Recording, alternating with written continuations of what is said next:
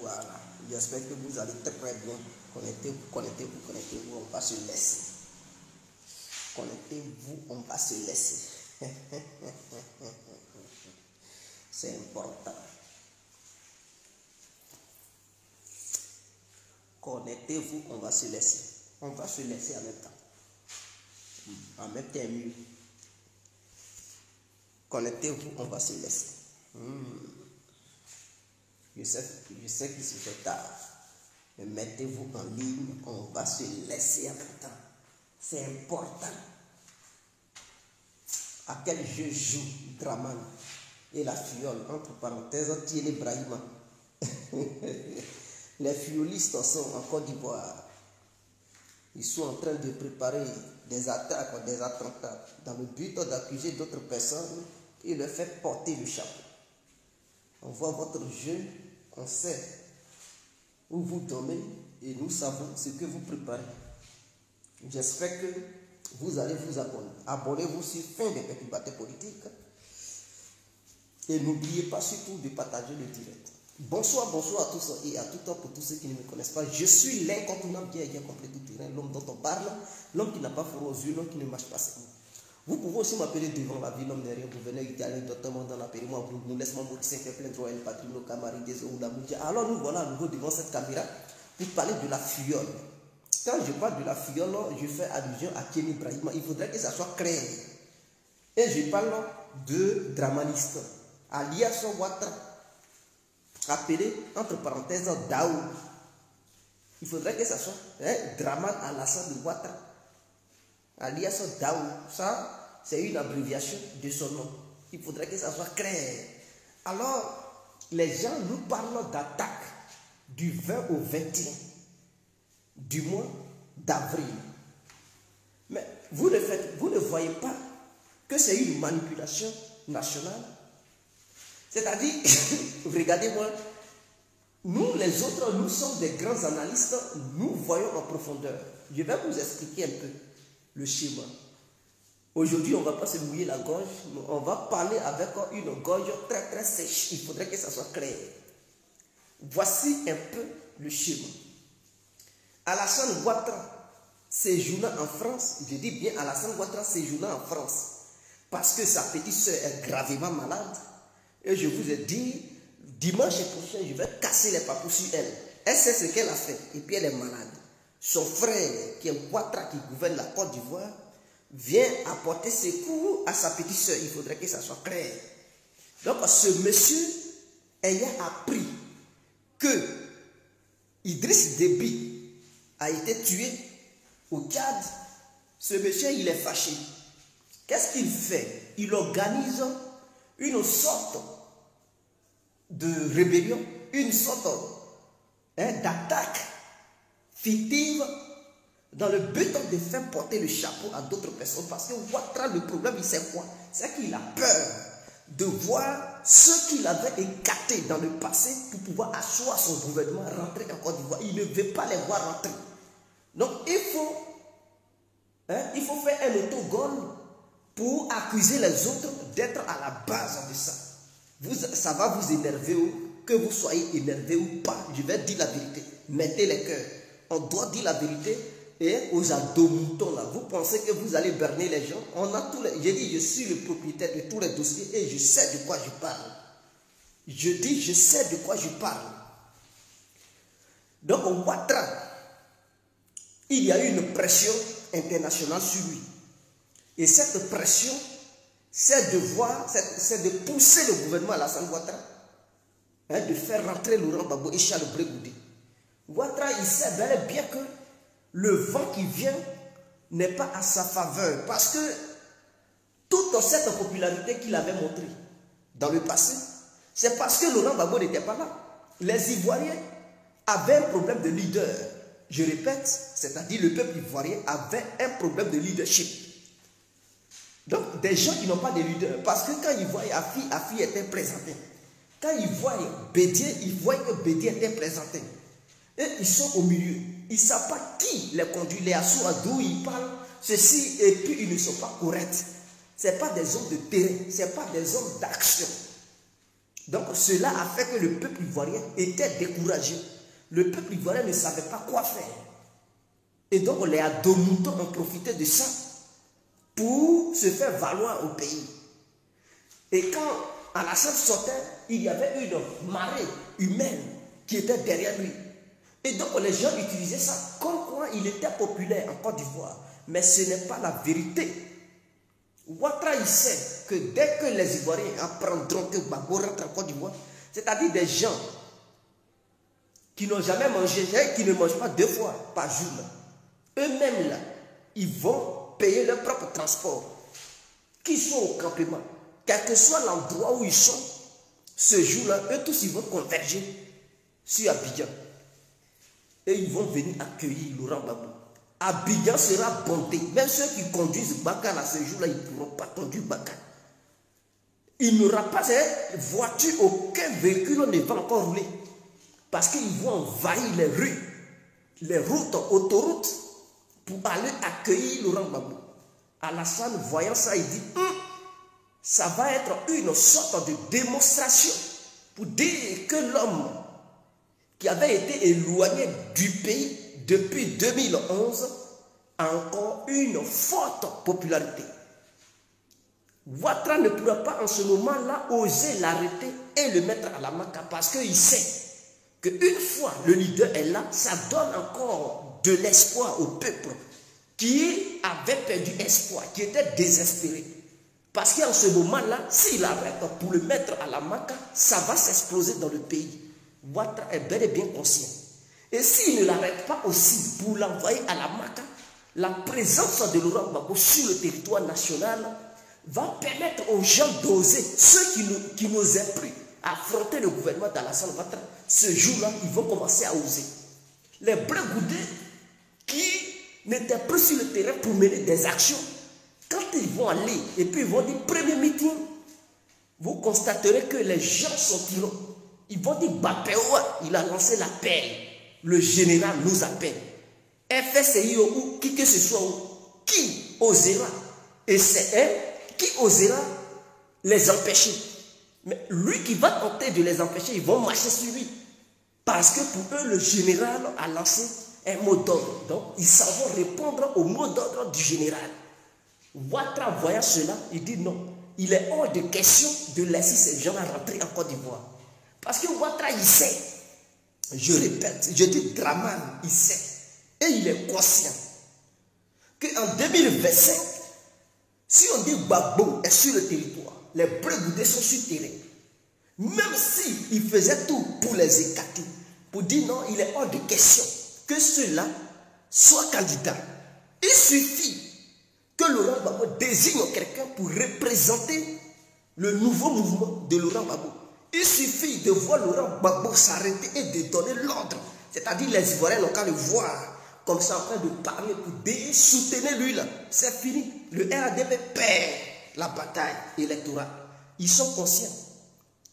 Parce que cette histoire qui s'est déroulée, cette opposition n'a pas vu le jour parce que Laurent Gbagbo, les Ivoiriens, ils attendaient tout simplement un mot d'ordre de Laurent Gbagbo. Cette coalition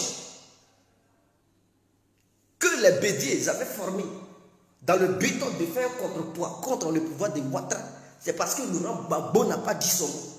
Et donc les Gors et les gens qui sont au sein du FPI, mais qui sont les idéologistes de Laurent Gbagbo, eux là, ils n'ont pas donné leur mot à dire. Eux là, ils n'ont pas suivi en cette coalition. Ils n'ont pas voulu suivre. Parce que Laurent Gbagbo dit qu'il n'approuvait pas ça. Donc pour eux là, comme leur patron n'a pas donné mot d'ordre, eux aussi ils se sont retirés. Brégoudé aussi a dit qu'il n'était pas d'accord avec. Donc les deux leaders que ces gens-là écoutaient, ont dit qu'ils ne sont pas d'accord. Donc du coup, beaucoup de militants ne sont pas sortis. C'est Bédier, sachant bien que Bédier ne fait pas le poids et le PDCI est mort en Côte d'Ivoire. Ça fait que même Bédier, il y a eu un encerclement là où il était, devant sa résidence. Avez-vous déjà vu un militant du PDCI manifester? Non, ils étaient cachés dans les tanières. Mais si c'était au temps de Gbagbo, on dit que Gbagbo est là, l'armée de Ouattara entourée. Mais ce jour-là, c'est gâté en Côte d'Ivoire. Je dis ce jour-là, c'est gâté. Les patriotes vont sortir, ils vont affronter l'armée de Ouattara.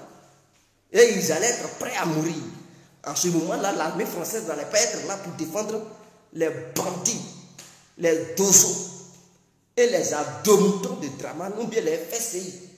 Et ce pays-là, on allait se laisser là-bas. Est-ce que vous comprenez? Donc Ouattara, il voit l'enjeu, il voit le danger. Alors qu'est-ce qu'il fait? On dit Idriss Déby est mort. Il a été abattu par son propre camp, par les gens de son propre camp, et les généraux qui lui étaient fiables ont été liquidés. D'autres généraux les ont abattus. Alassane, voyant cela, il dit, bon écoutez, il faudrait qu'on organise quelque chose pour accuser Laurent Gbagbo et Blé Goudé.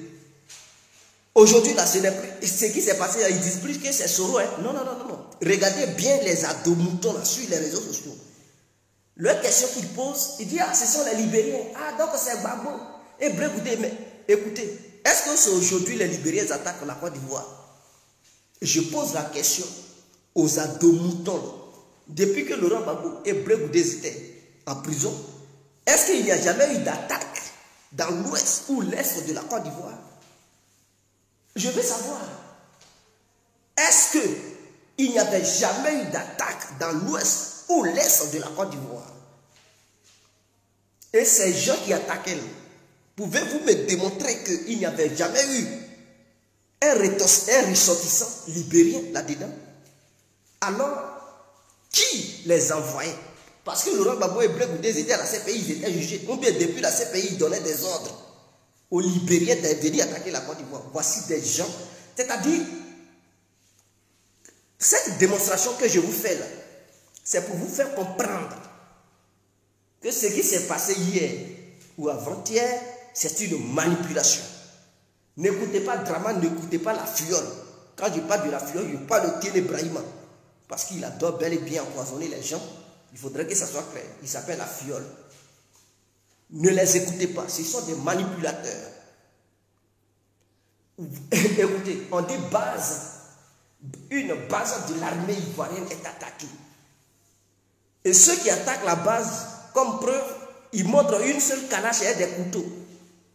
Et puis, ils étaient au nombre de combien? Non, 3 individus. On dit non, assaillant neutralisé. Depuis quand vous avez vu rebelle, on dit rebelle qui veut prendre un camp militaire, ou bien un commissariat, ils vont être 3 éléments. Est-ce qu'ils sont fous? Et on nous montre une calache, c'est avec une calache, on prend le contrôle d'un camp militaire, avec une calache en plus on des couteaux. On dit éléments neutralisés, 3 rebelles, 3 assaillants. Vous ne voyez pas que vous êtes ridicule? Quelle rébellion qui vient attaquer un pays, sachant bel et bien que Dramane Ouattara a donné des armes lourdes aux militaires ivoiriens, et il va prendre une calache, pris son couteau, et puis il vient, il dit, bon, il va renverser Dramane.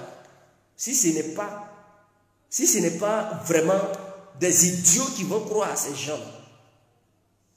Est-ce que vous comprenez? Il faut être un vrai idiot, il faut être un adomouton, réellement mouton dans l'âme, pour croire. Regardez bien les preuves. Je vous le dis, si Ouattara est garçon, il n'a qu'à montrer les preuves. Si Tiene Brahima est garçon, il n'a qu'à montrer les preuves à la RTI.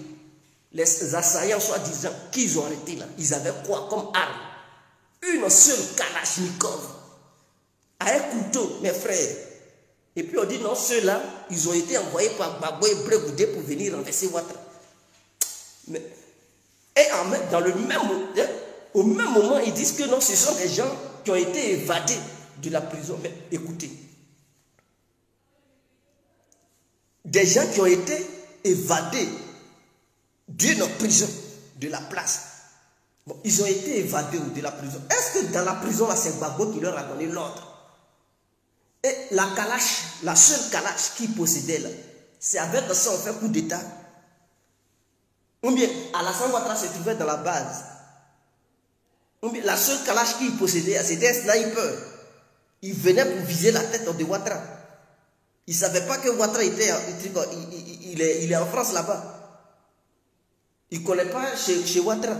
Regardez-moi des gens comme ça. Tout simplement, ce coup a été monté par les services de renseignement ivoiriens dirigés par Thierry Brahima dans le but de pousser l'opinion nationale et internationale à dire que Laurent Gbagbo et Charles Blé Goudé, leur retour en Côte d'Ivoire ne pourra pas apporter la paix. Et que depuis qu'ils ont été libérés, le pays est en train d'être attaqué. Et quand vous voyez, vous constatez, les autres qui attaquent au nord là-bas, là, ils n'ont jamais attribué ça à qui que ce soit. À Kafolo, on dit des gens attaqués. Ils n'ont jamais dit, ah c'est Soro, on a des preuves irréfutables. Non, ils ne disent pas ça. Au nord là-bas, là, quand c'est attaqué, ils ne disent pas que c'est Gbagbo, c'est Gbagbo. Mais où qui est attaqué là? On dit c'est Libérien, donc automatiquement le lien est clair. Libérien est égal à Gbagbo. Voici des gens. Je dis bien ce qu'ils font là. Quand on dit Libérien, automatiquement ils attribuent ça à Laurent Gbagbo. Mais Sam Boukari là, il était quoi? Je pose la question aux adolescents. Il faudrait que, comme vous voulez qu'on aille sur ce terrain là, qui dit Libérien, dit pro Gbagbo, ok, il n'y a pas de souci. Sam Boukari, qui a été abattu par les FSI là, de Dramani, lui là, il était quoi? Même s'il était Sierra-Léonais, il vivait au Libéria. Et ces soldats-là, c'était des Libériens. Mais ils faisaient la guerre pour qui? Ils faisaient la guerre pour Alassane Ouattara. Sam Boukari, qui est mort sur le territoire ivoirien là, il était quoi? Et ces soldats-là, lui, il était chef rebelle. Mais ces soldats avec qui il manœuvrait, avec qui il combattait sur le territoire ivoirien là, eux, ils étaient quoi? Ils étaient libériens. Pourtant, ils n'étaient pas en accord avec Laurent Gbagbo. Pourtant, ils travaillaient tout simplement avec les rebelles de Ouattara. La preuve en est que Dion Soro dit qu'il allait même croiser Sam Boukari. Mais allez-y. Il a croisé Sam Boukari, il a causé avec lui. Et lui-même, il a confessé, il dit ce jour-là, Sam Boukari préparait sa mort. Et il a trouvé quelque chose pour s'échapper. Alors, donc, quiconque dit que un tel est libérien, cela ne veut pas dire forcément que ce libérien-là, il a été envoyé par Gbagbo. Arrêtez vos bêtises. C'est comme si on dit quelqu'un vient du Burkina, il a attaqué la Côte d'Ivoire, c'est Soro, mais qui vous dit que c'est Soro? Qui vous dit que c'est Ouattara? Qui vous dit que c'est Gbagbo? Qui vous dit que c'est Blé Goudé? Mais il faut être un ado-mouton pour penser à ce genre de choses. Pour croire à ces conneries-là. Vraiment, je suis déçu de Ouattara. Ouattara, tu dis que tu es guerrier. Tu dis que tu veux faire la politique. Il n'y a pas de souci. Tu dis que tu as condamné ces gens-là à 20 ans. Plus une amende de, je ne sais pas combien, 1 milliard, quelque chose. Mais si tu as les couilles, je dis bien, si tu as les couilles, laisse-les rentrer en Côte d'Ivoire. Il faut dire, et c'est tout. Laisse-les rentrer, ils rentrent et puis tu dis, bon, comme vous êtes condamnés là. C'est la première fois que je vois un État qui condamne ses propres citoyens. Et ces citoyens-là veulent rentrer et puis l'État a dit non, ne rentrez pas. C'est-à-dire, tu chasses, tu pourchasses son individu, tu dis non, il a commis des crimes, il a détourné des biens publics et tout. La personne dit ok, il n'y a pas de souci. Je sais que tu m'as condamné, je sais que la justice de mon pays m'en veut, mais je vais rentrer. Et le président de cet État dit non, ne rentrez pas. Si ce n'est pas la Côte d'Ivoire qui le fait, le seul pays au monde que je suis en train de voir se comporter de la sorte. Il y a des gens, quand la justice les poursuit, eux ils courent, ils s'en vont se cacher. Ils courent même, ils se cachent, ils ne veulent même pas rentrer au pays. Mais Gbagbo, vous dites la justice ivoirienne le pourchasse. Lui il dit il veut rentrer. Et ce sont les juges, les avocats du gouvernement de Dramani et de la Fiole. Dramani lui-même, eux tous ils font bloc pour dire non, on ne veut pas les voir ici. Vous ne voulez pas les voir, mais pourquoi vous les condamnez? Mais laissez-les, ils vont rentrer, ils vont purger leur peine.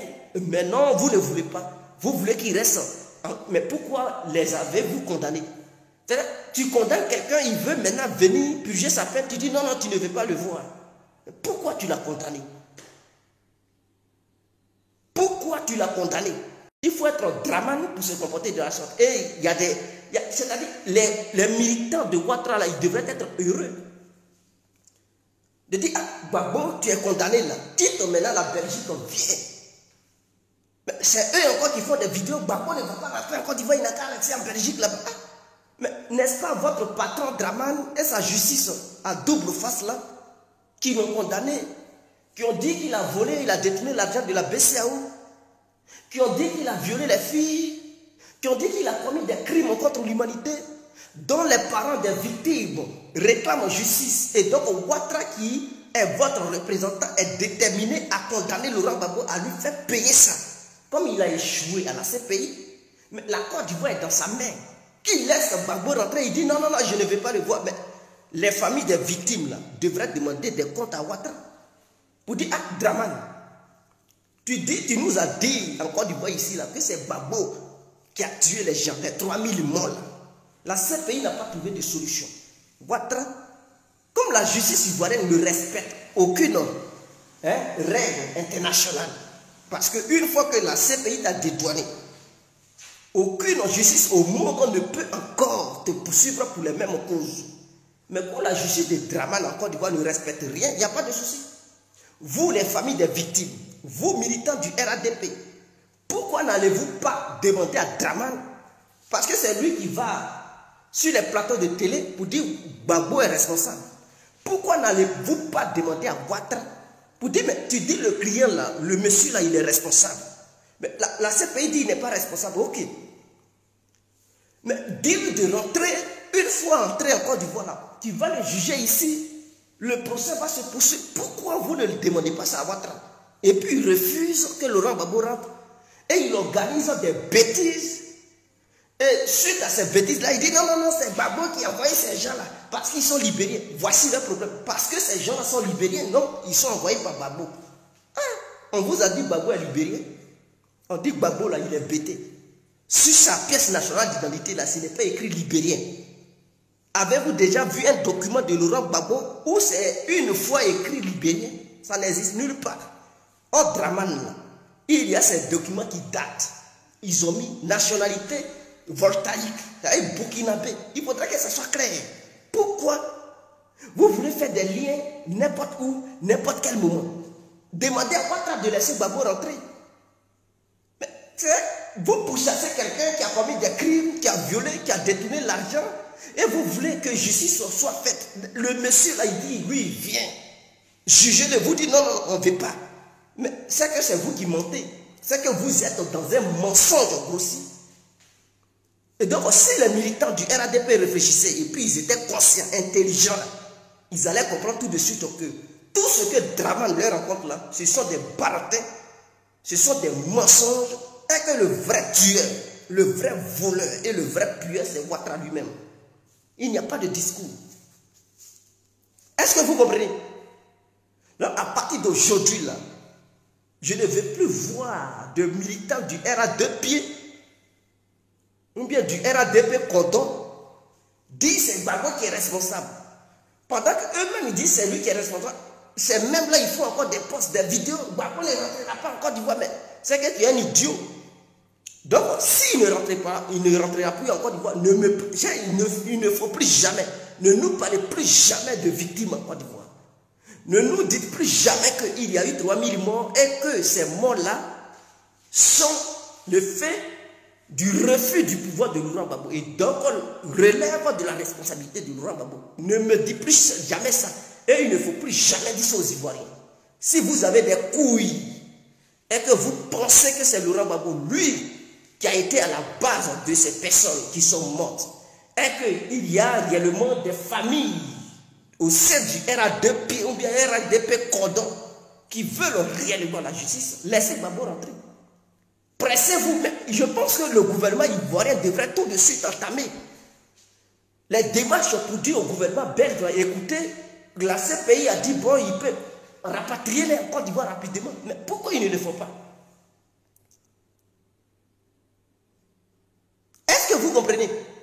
Pourquoi le gouvernement de Dramanistan ne le fait pas? Même pour donner un passeport à Laurent Gbagbo, ça a été toute une bataille.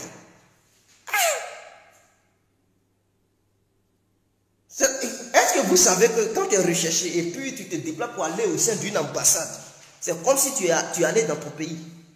Mais Ouattara a été incapable d'arrêter Laurent Gbagbo à l'ambassade de Côte d'Ivoire à Bruxelles.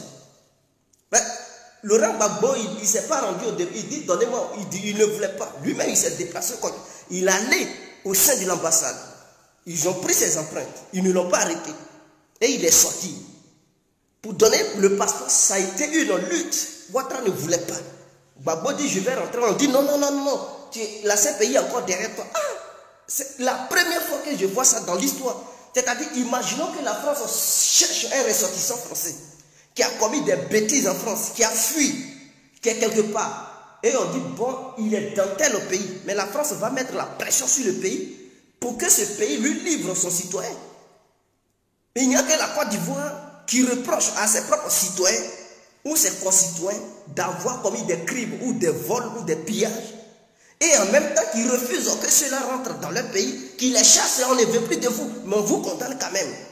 Si ce n'est pas la République de Dramane et de Ouattara, ainsi que la viole qui se comporte comme ça, je n'ai jamais vu ça dans l'histoire de l'humanité. Voici des gens qui nous gouvernent. Et ces gens-là, ils font leur baratin, ils font n'importe quoi. Et ils vous font croire que non, c'est une attaque. On attaque une base militaire avec une calache.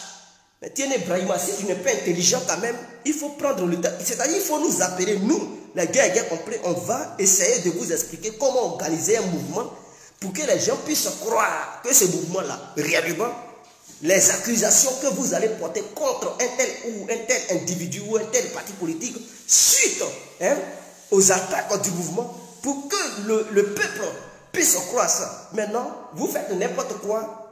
Et puis, aux yeux du monde entier, c'est flagrant. Qui va vous croire? On dit, on a trouvé les documents. Les documents et puis le contrat qu'ils avaient signé. Ah, quelqu'un qui vient de la prison tout de suite, il a déjà signé le contrat. Ah, nia. C'est des gens qui se sont évadés d'une prison. Ils attaquent. On dit non, il y a un contrat qui les liait avec des hommes politiques. Et qu'il y a des liens entre ces gens-là, Gbagbo, ainsi que Blé Goudé. Waouh, bravo, Ouattara. C'est-à-dire les services de renseignement ivoiriens n'ont même pas fourni d'efforts. Eux-mêmes, ils tapent leurs propres documents et ils mettent ça auprès des corps. Et après, ils avouent, on dit, ah, mais il y a des liens. Ah, c'est Gbagbo, on ne veut plus qu'il rentre. Regardez-moi des bêtises comme ça. Et vous pensez que les Ivoiriens vont gober vos mensonges? C'est bêtises notoires. Allez-y dire à ceux qui tapent les documents là, que ces documents là, que vous brandissez, que vous montrez aux gens, sont des faux documents. Et que c'est vous-même qui les avez tapés dans le but de porter le chapeau à des adversaires politiques qui vous font peur. Il faudrait que ça soit clair. Ouattara lui-même, il sait en âme et en conscience qu'il ne pourra pas gagner une élection à la présence de Laurent Gbagbo sans une aide internationale. Je vous le répète, votre Dramane veut que vous pensez qu'il est trop Goliath, il est trop arrivé là. Il ne peut pas gagner une élection en Côte d'Ivoire là-bas si Laurent Gbagbo est sur le terrain et que Ouattara n'a pas d'aide internationale. Je répète, parce que d'autres diront que non, c'est pas devant Gbagbo, Ouattara a gagné. Ouattara n'a rien gagné en 2010.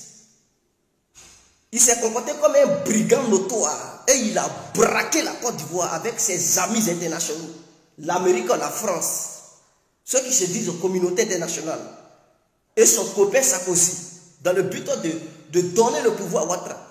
Ils n'ont rien respecté. Même la constitution ivoirienne a été torpillée, piétinée, pour donner le pouvoir à Ouattara. Ils sont encore allés plus loin, en bombardant le peuple ivoirien, en tuant, en commettant des crimes contre l'humanité, dans le but de donner le pouvoir à Ouattara.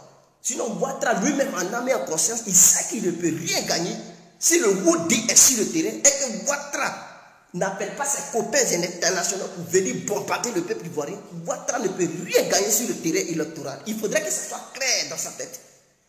Et il le sait. Voilà pourquoi l'homme qui lui fait peur tant.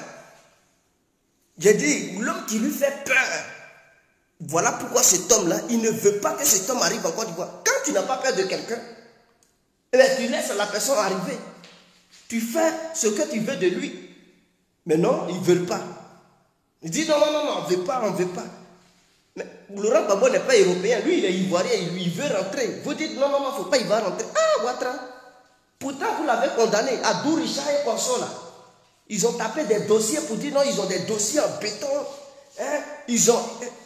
Vous avez condamné déjà l'homme. Avec les Ben Meïté là, comme avocat de l'État ivoirien.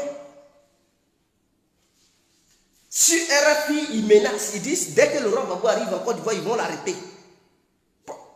Ok, Gbagbo dit bon, je suis prêt à me faire arrêter, je vais arriver en Côte d'Ivoire. On dit non, non, non, on n'a pas besoin de toi. Mais quel est ce double jeu là? Quel est ce double jeu? Le monsieur veut rentrer, vous dites non. Ah, il est condamné. Ah, laissez-moi, je vais aller affronter. Non, non, non, on ne veut pas. Ces avocats sont prêts à affronter la justice ivoirienne. Ils ne veulent pas aussi ouvrir un procès à en présence des avocats de Laurent Gbagbo. Parce qu'ils savent que la petite fille, là, Naomi, c'est franco-belge là, elle va mater les Adouricha qui se disent procureurs, qui ne savent rien, qui ne connaissent rien. Elle va les mater verbalement. Elle maîtrise les dossiers. Et les lois internationales. Elle est la propriétaire de toutes les lois qui puissent exister. Adouricha était un bateau devant elle. La petite là, c'est la fille. Elle va démontrer Adouricha en une fraction de seconde. Et il va commencer à bégayer. Si elle a maté votre Bensouda, les avocats que Ouattara a loués partout dans le monde avec des milliards ivoiriens, s'ils n'ont rien pu faire devant la petite, et Maître Atib ne va jamais, il ne va pas intervenir, c'est la petite là. Il va dire, bon, Maître Atib va dire, Naomi, vas-y, fais le boulot. Et puis, elle va humilier, soi-disant, les magistrats ivoiriens. Ouattara, voyant cela, il a peur. Il dit, non, non, non, il ne faut pas, ils vont ouvrir dossier encore, Gbagbo est déjà condamné par contumace. Mais on condamne quelqu'un par contumace en commun. Je vais vous expliquer aux Ivoiriens. Parce qu'il y a des gens qui sont ignorants. Et les membres du RA 2 pieds là, ils sont ignorants. On peut condamner quelqu'un par contumace lorsque la personne est présente. Et qu'on convoque la personne et que la personne n'avance pas d'arguments valables et refuse d'apparaître lors de son procès.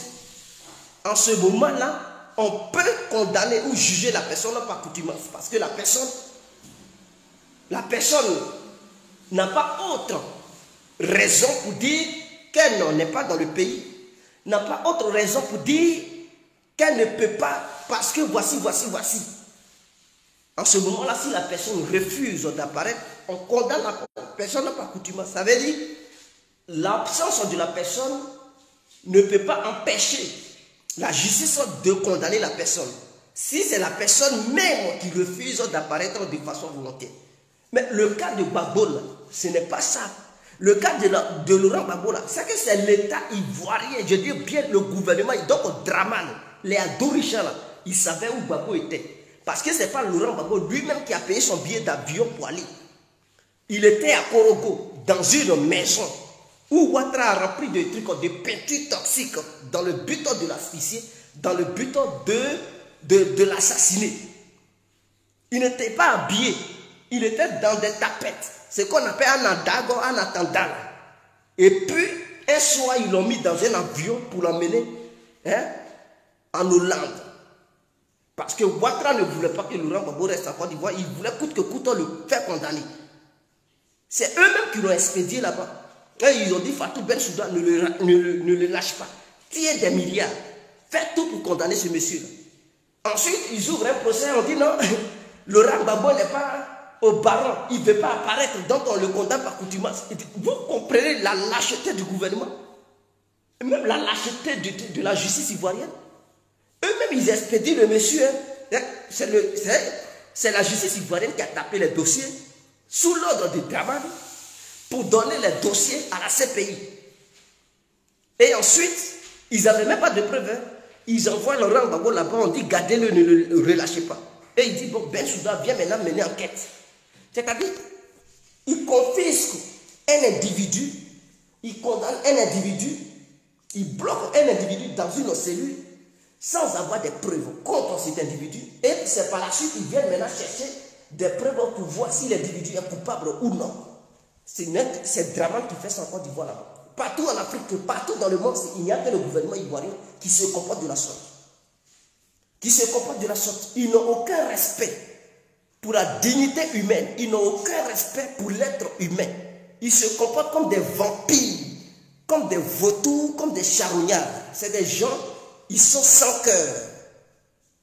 Ces gens-là, ils sont sans cœur. Des assassins. Ils ne sont rien d'autre que des vrais assassins. Eux-mêmes, ils envoient la personne là-bas et puis ils trouvent encore des arguments pour dire non, Laurent Gbagbo ne veut pas comparaître. Donc, pour cela-là, on le juge par coutume. Mais le monsieur, même sa mère est morte. Il veut rentrer en Côte d'Ivoire pour assister aux funérailles. Vous avez comploté contre. Il va venir faire les funérailles de sa mère. Hein? Est-ce que ça, c'est humain, ça? Humain. Est-ce que vous comprenez?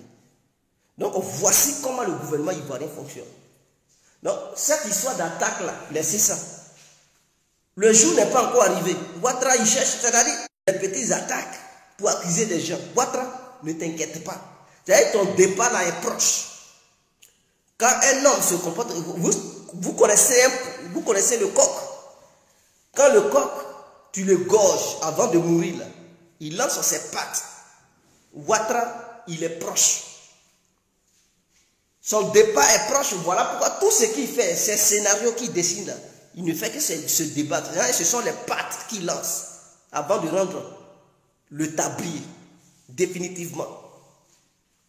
Il ne faut pas t'inquiéter. Ce n'est pas le moment de faire les scénarios. Ce n'est pas le moment. C'est-à-dire, les gens n'ont pas encore commencé. Et puis toi-même, tu tapes tam-tam, tu danses seul. L'heure n'est pas encore arrivé. Reste tranquille. La viole, restez tranquille. L'heure n'est pas encore arrivée. Mais en tout cas, cette année-là, l'heure va arriver. Il faudrait que ça soit clair. Donc, tout ce que vous faites là pour distraire l'opinion nationale et internationale, restez tranquille. Ne vous débattez pas. Vous avez une armée. Il n'y a pas de souci. On va voir dans le pays là, on va se mesurer. Et que vous pensez que vous êtes trop arrivé. Et que vous avez les nouvelles armes. Hein? Des meilleures technologies du monde. Il n'y a pas de souci. Il n'y a pas de souci. N'organisez pas des petites attaques entre vous-même en donnant une calache aux gens avec des machettes et couteaux pour dire qu'on a attaqué un camp militaire.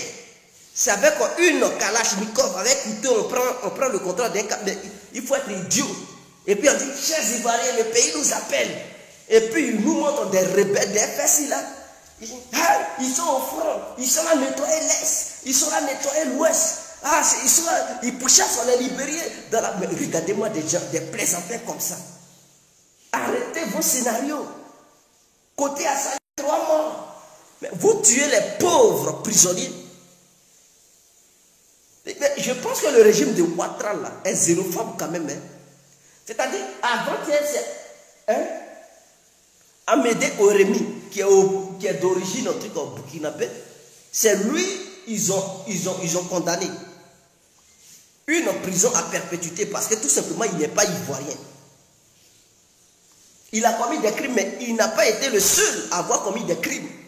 Les Kone Zakaria, les trucs, les Morou, Ouattara et tout ça, ils ont commis au même moment. Mais ils ont regardé tout cela et dit non, c'est Amédée Oremi parce que tout simplement, il est burkinabé. Donc, Ouattara l'a fait condamner à perpétuité. Et il a mis tous ces crimes sur sa tête pour dire qu'il est le seul qui a pu tuer des Ivoiriens. Et que les autres, père à son âme, les Ouattara, ils n'ont rien fait. Les Kone Zakaria n'ont rien fait. Les Morou Ouattara n'ont rien fait. Les Végueux n'ont rien fait. Les Fofiers, je ne sais pas combien ils sont au nombre de combien, qui n'ont rien fait. Et que c'est Amédée Oremi. Parce que tout simplement, Amédée Oremi n'est pas ivoirien. Voici le problème de Ouattara. Donc, les prisonniers, là, les pauvres jeunes qu'il a ramassés, dans toutes les villes de la Côte d'Ivoire. Des gens qui l'avaient accusé d'être les milices, les milices de Laurent Gbagbo, c'est-à-dire les miliciens de Laurent Gbagbo, des pauvres gens qui n'avaient rien à voir avec Laurent Gbagbo, des petits jeunes qui viennent partout de la sous-région, qui viennent se chercher en Côte d'Ivoire. Ces jeunes libériens qu'ils ont tués là, je vais vous expliquer. Ce sont des gens qu'ils avaient arrêtés en 2011. Vous savez que le Libéria et la Côte d'Ivoire font frontière. Des jeunes débrouillards qui quittent au Libéria pour venir se chercher en Côte d'Ivoire et tout. Suite à la guerre, Ouattara a arrêté beaucoup parmi eux. Parce qu'il reprochait à ce peuple-là d'avoir donné coup de main à Laurent Gbagbo. Et donc, quiconque était libérien en Côte d'Ivoire qui séjournait sur le territoire national était considéré comme un milicien de Laurent Gbagbo. Ils ont arrêté les pauvres jeunes pour les amasser dans toutes les prisons de la Côte d'Ivoire. Est-ce que vous comprenez? Ainsi que d'autres Ivoiriens, d'autres pauvres jeunes Ivoiriens, à qui Dramane Ouattara et ses bandes, sinon que sa bande, reprochaient d'avoir donné coup de main ou bien d'avoir aidé Laurent Gbagbo et que non, ils étaient les miliciens de Laurent Gbagbo. Ils les ont arrêtés et tout ça pour les mettre en prison. Donc aujourd'hui, Ouattara ne veut pas les libérer comme ça. Qu'est-ce qu'il fait?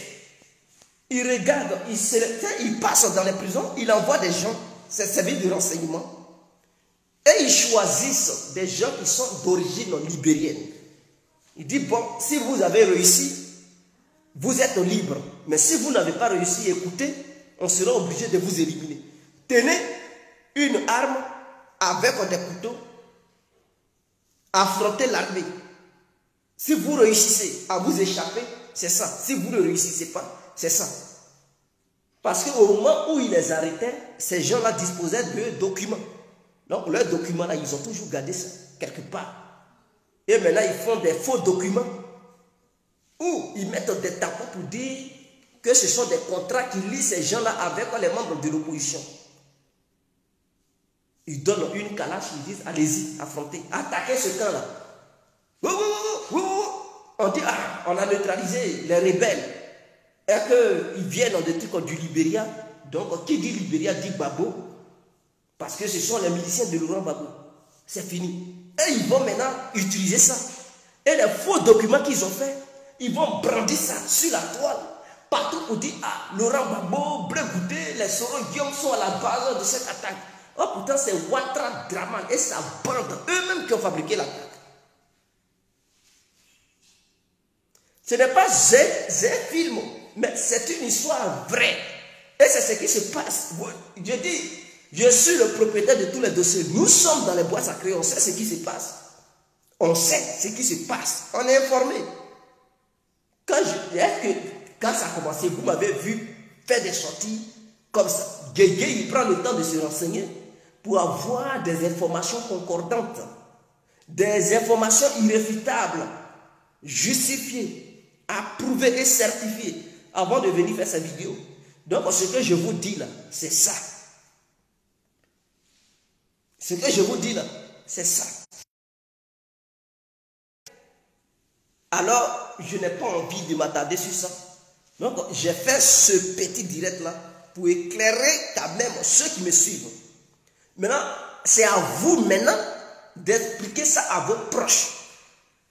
Si vous avez des parents en Côte d'Ivoire, prenez votre téléphone, appelez-les pour dire ce qu'ils vont vous montrer à la RTI pour dire les miliciens de Laurent Gbagbo ont attaqué une base militaire en Côte d'Ivoire. C'est faux. C'est Ouattara même qui a monté ce coup-là. Expliquez vos parents. Ce n'est pas le jeu, la danse n'est même pas encore arrivée et puis les gens eux-mêmes ils fabriquent leur propre danse et puis ils veulent mentir aux gens. Quand le vrai jour va arriver, c'est nous-mêmes on va encourager nos parents de ne pas dénoncer qui que ce soit. Et quel que soit l'argent qu'ils vont leur proposer là, faut pas ils vont céder. Et qu'ils n'ont qu'à protéger ceux qui vont venir libérer le pays. C'est nous-mêmes on va faire vidéo pour les encourager. Et dans le pays, là, on va voir. Quand ça va arriver, là, vous verrez Guégué en train de faire des vidéos pour encourager les gens de l'ouest, de l'est, du centre et du sud, de protéger tous ceux qui vont vouloir libérer le pays. Donnez-les des lits, ils n'ont qu'à dormir. Donnez-les des repas chauds, ils n'ont qu'à manger. Ils vont avoir la force pour bouter à la San Ouattara, là où il est. Il faudrait que ce n'est pas encore arrivé. Voilà pourquoi vous ne me verrez pas faire de vidéos pour encourager les gens. Mais le jour où ça va arriver là, vous verrez, on va les encourager. On va encourager la population ivoirienne de ne pas dénoncer qui que ce soit, de garder les gens, parce que c'est ce que les FSI ont fait. Quand ils sont rentrés dans les Djoula là, ils ont protégé cette bande-là. Moi, j'étais à Makori, non loin de la poste de Makori. Il y avait une famille sénégalaise. Lui qui fait vidéo qu'on appelle Yaka Yaka là. Est-ce que vous le comprenez? Est-ce que vous me comprenez? Lui qu'on appelle Yaka Yaka là, c'est un Sénégalais. Nous sommes voisins, on était voisins à Makori. Il a son grand frère qui s'appelle Diouf.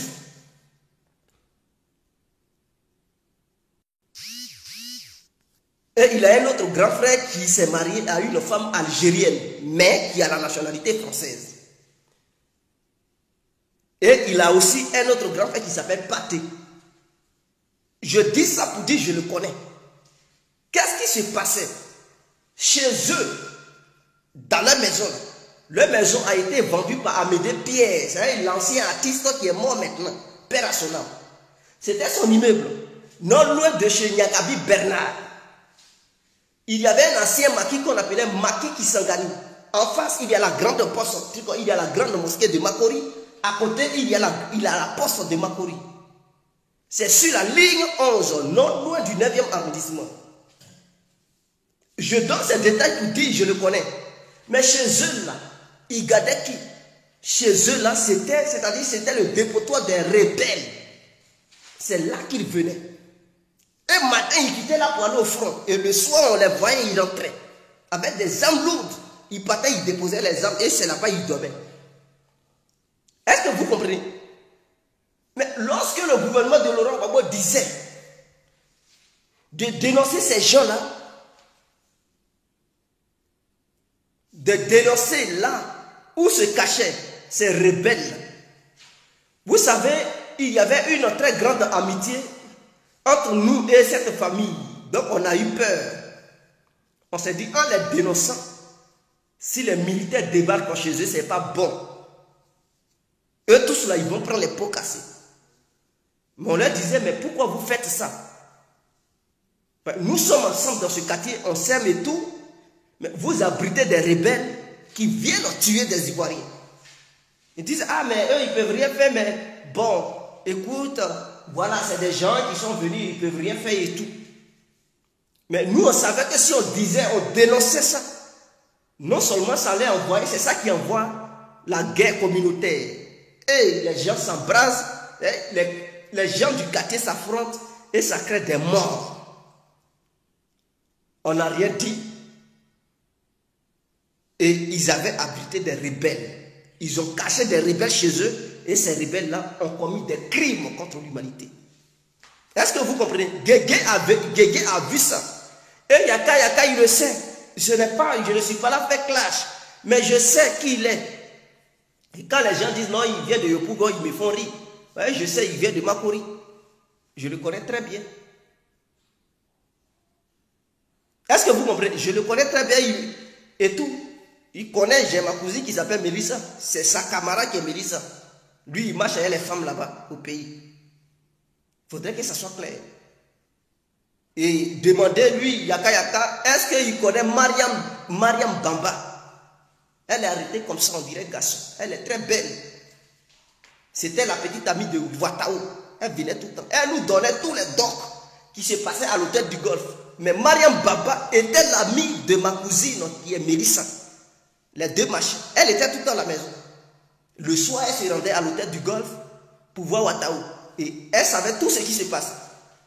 Cela n'a pas amené pour dire non, elle s'appelle Mariam Baba. Donc non, c'est une fille qui est bien, qu'on aime et tout. Elle est musulmane. Ça ne nous crée aucun problème pour dire non, elle vient chez les bêtés. Donc non, jamais. Oh, les Ouattao là, on savait ce qu'ils faisaient. C'était des rebelles qui tuaient trucs. Mais cela ne nous a pas empêché d'aimer Mariam Baba. Donc je ne suis pas contre les musulmans, mais je suis contre les actes qu'ils posent dans le pays.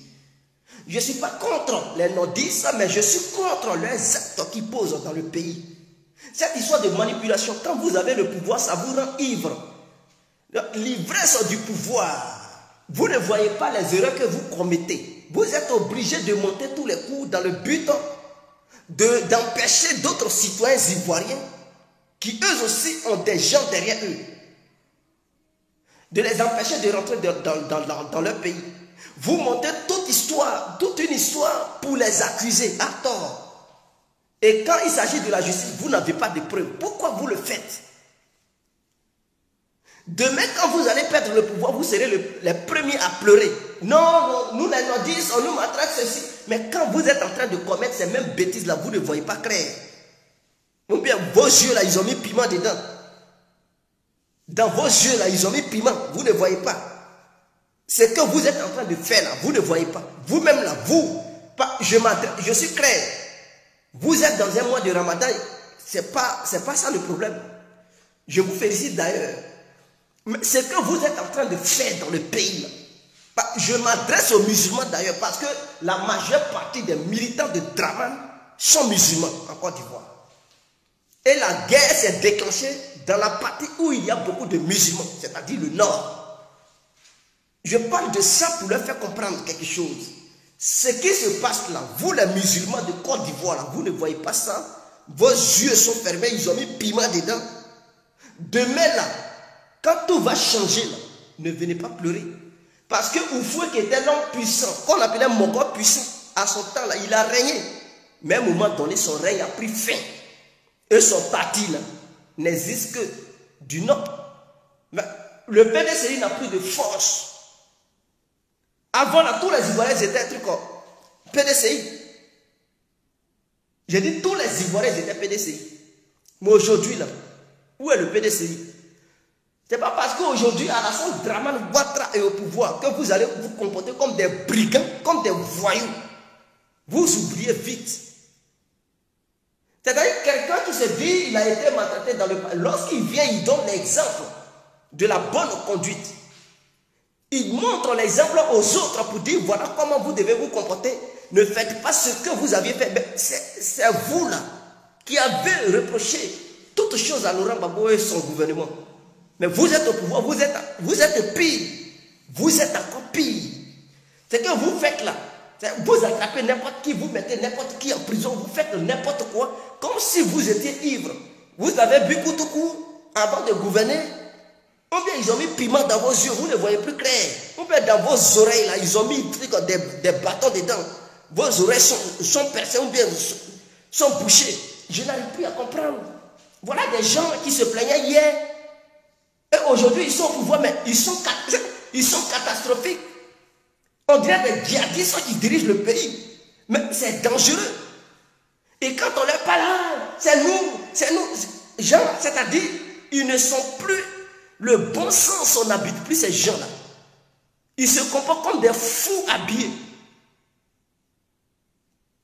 Mais demain, là, je dis bien demain, je dis bien, je répète, demain là, ne soyez pas étonnés.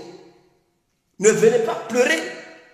Pour dire non, on nous maltraite. Parce que si on vient au pouvoir, non, vous n'allez plus mentir aux Ivoiriens. On va imposer la démocratie, ceci. Ce que vous faites là, c'est de la tyrannie.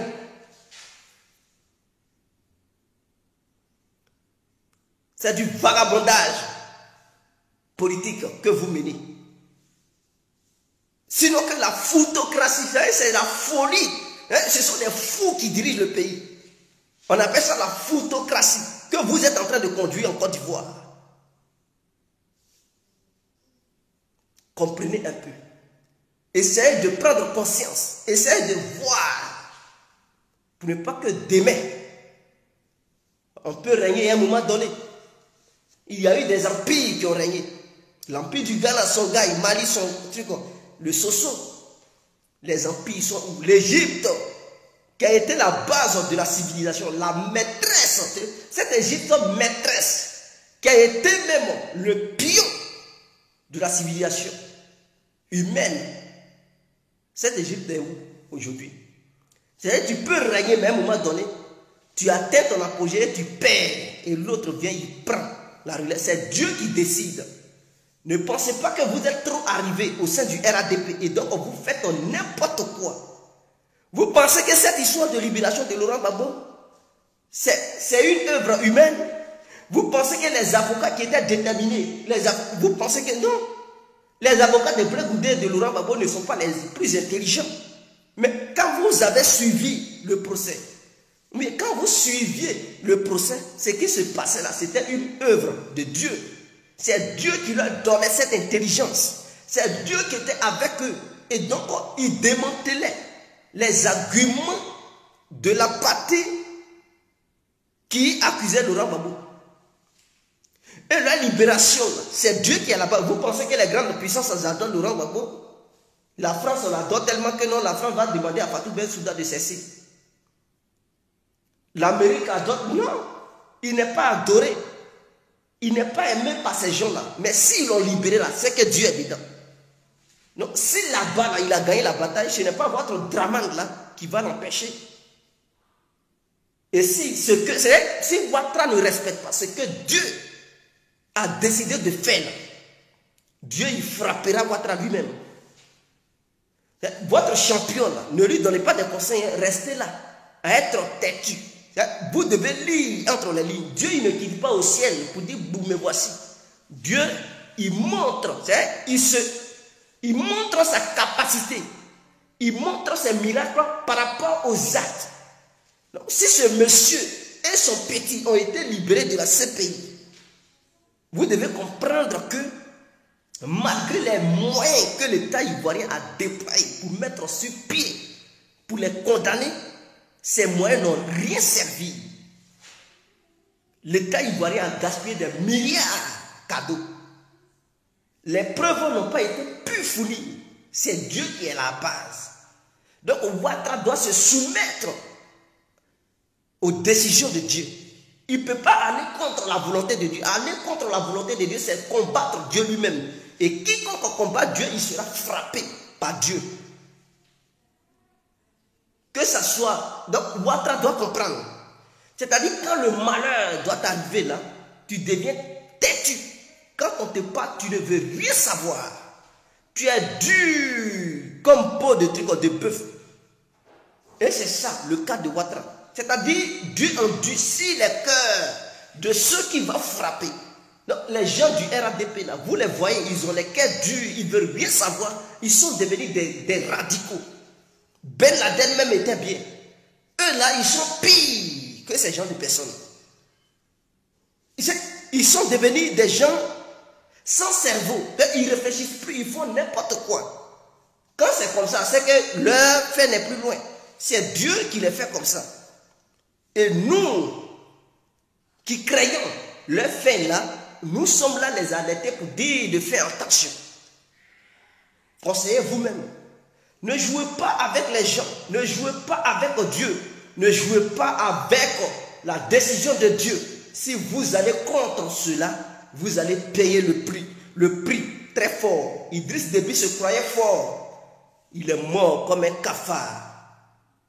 Kadhafi se croyait aussi fort. Vous avez connu dans les circonstances dans lesquelles il est mort. Ouattara se croit plus fort. Il peut mourir à tout moment. Faites attention. Faites attention. Je vais me limiter là. Pour finir, je vous annonce que Djedje, la poudre dont je vous parle tout le temps, est une poudre réelle. Ceux qui ont encore des hésitations, n'hésitez plus.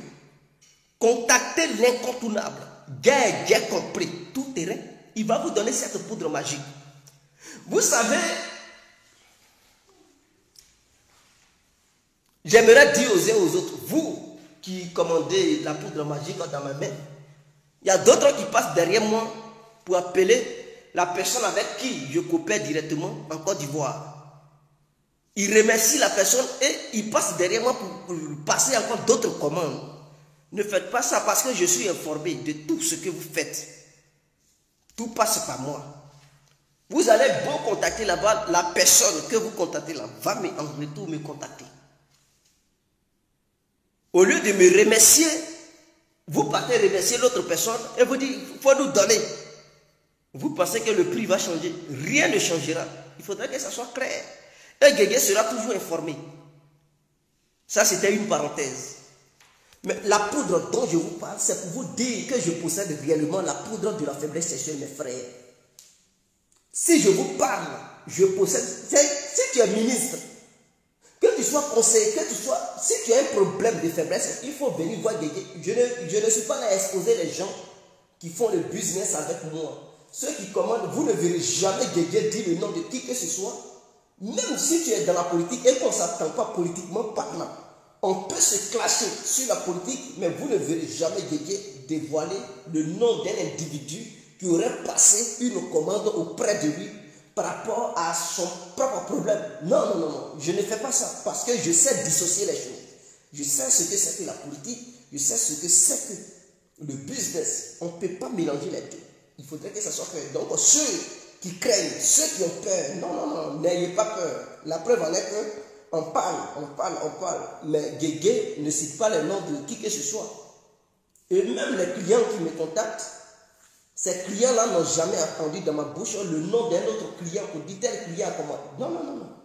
Donc, ça veut dire, je protège votre truc, votre vie privée concernant ce domaine, le domaine du business, le domaine médical. Votre vie privée est précieusement protégée. Il faudrait que ça soit clair.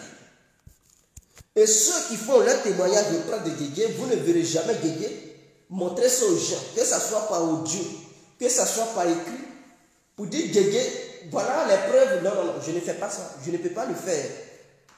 Sauf que le jour où vous allez me dire, ah Guégué, il faut montrer ces preuves-là, il faut montrer ça aux gens.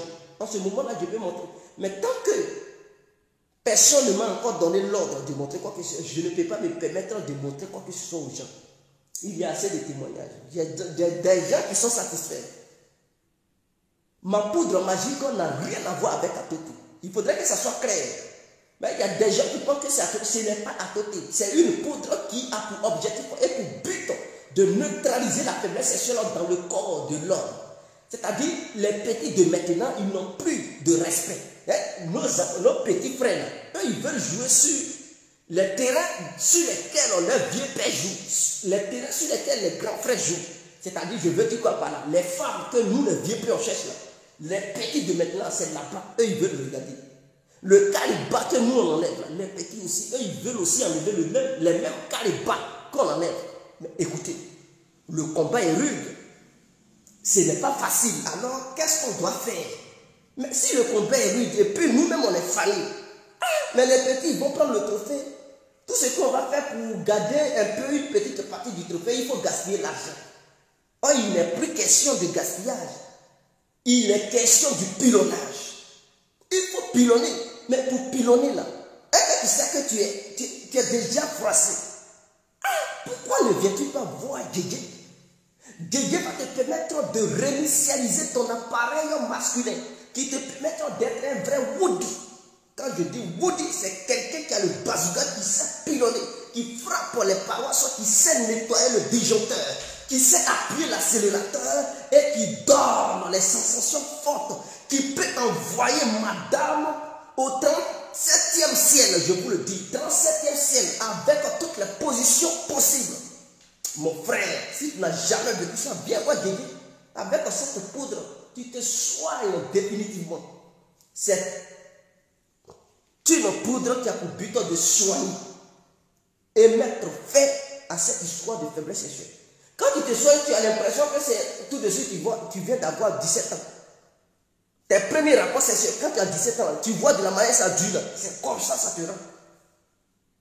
C'est comme si même, quel que soit ton âge, 60 ans, 50 ans, 40, mon frère, si tu prends la poudre là, tu vas te sentir jeune, tu vas penser que tu as 17 ans. Et si ta femme, elle a 50 ans, mon frère, elle n'a qu'à attacher pas parce qu'elle ne peut pas tenir.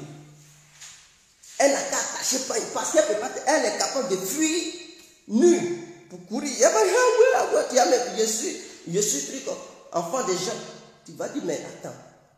Vous comprenez donc la poudre magique est là pour tous ceux qui ont un problème de faiblesse sexuelle. N'hésitez pas à contacter l'incontournable bien compris. Maintenant, il y a des gens qui ont le coco. Le coco là, c'est une maladie qui est violente. Hein? Coco là, c'est ce qu'on appelle hémorroïde. Est-ce que vous savez que les médecins n'ont pas de médicament de ça? Et quand tu as le coco, ils vont te dire, tiens, suppositoire. Tu mets suppositoire, tu vas te torturer l'anus, mon frère. Hein? Torturer l'anus, ça ne soigne pas. Ça va te soulager un peu. Mais après, le coco est là, il est calé, il bouge, l'eau bouge. Quand tu vas aux toilettes, mon frère, c'est le sang qui coule. Ça te fait mal. Pour marcher, tu marches, on dit, mais il y a quoi? Il y a pilon dans tes fesses. Tu dis, il n'y a pas pilon. Tu sors des toilettes et puis tu vois que tes yeux sont rouges parce que tu as pleuré fatigué. Caca là même qui va venir là, c'est tout un problème. On dirait que tu es en train de faire cac avec un John Cena, mon frère. Tu as ce problème, contacte ton Djédjé. Ah, mon médicament. 3 jours seulement d'utilisation, la douleur qui te fatiguait, quand tu t'en vas t'asseoir, ça finit. Cette douleur-là, ça va quitter ton corps. Qu'elle veuille ou pas, elle va partir. C'est une obligation. Mon médicament, la feuille magique. Elle finit, elle met fin au règne de la douleur du coco qui te fatigue dans la nuit. Il faudrait que ça soit clair.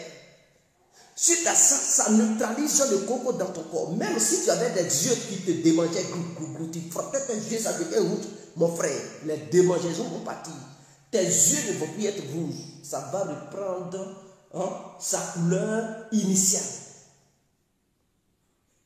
Mais ça va reprendre leur couleur initiale. Il faudrait que ça soit clair. Si tu étais constipé, mon frère, constipation, bah oui, ça va partir.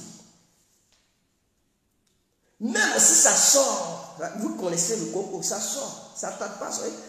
Quand tu es là, parce que, regardez, écoutez bien, tu es là et puis ton anus, on te gratte. Mon frère, c'est le coco là qui commence. Il faut déjà acheter le médicament pour te traiter. Parce que si tu ne traites pas ça, c'est dans l'histoire de gratter là, et puis ça se développe. Ça se développe, et puis l'anus là commence à sortir. Donc si tu as ces petits signes là, tu vois que l'anus te gratte, tu es là et puis tu tournes, tu dis, oh, mais ça gratte, mon frère, c'est coco. Ça a commencé. Ça a commencé comme ça. Tu vois tes yeux te grattent, tu frottes ça, Mon frère, c'est coco là qui fait ça. Tu vois que tu es constipé, ton ventre ça fait on dirait qu'ils sont là fait cac. Donc ton ventre, mon frère. Ma soeur, c'est une femme qui vient d'accoucher. Tu viens d'accoucher et puis tu vois ton anus, on te tire. Je ne parle pas de ton sexe, mais ton anus, ça te tire et puis ça te gratte. Et tu sens une forte douleur. Ma soeur, ton accouchement a provoqué ton coco. Va te faire soigner. Tu ne te fais pas soigner. Je dis bien, tu ne te fais pas soigner. Tu vas regretter. Parce que la prochaine fois, quand tu vas vouloir accoucher, pendant que tu es en train de pousser, ton anus va sortir. Anus au bébé, tout ça là, ça sort. Pour faire rentrer, les médecins n'ont pas de médicaments. C'est là maintenant ils vont opérer anus là. Et souvent, quand on opère mal en anus, tu ne peux plus enfanter. Il faudrait que ça soit préparé. Tous les nerfs sont liés. Pour éviter ces bêtises, pour éviter tout cela. Pourquoi ne viens-tu pas voir Djédjé avec la feuille magique? Mon frère, ma soeur, tu es guéri pour de bon. Voici mon numéro. 0032 46 52 54 128. Avec ce numéro-là, tu peux me joindre sur mon boîte WhatsApp. Tu écris Djédjé, je veux ta feuille magique pour soigner le coco, ou je veux ta poudre magique pour mettre fin au règne de ma faiblesse sexuelle. Et Djédjé te donne. Il faudrait que ça soit clair. Quand tu passes la commande, tu as 2 semaines pour recevoir ton colis chez toi à domicile sans souci. Donc ne craignez rien. Ne craignez rien. Voici mon deuxième numéro.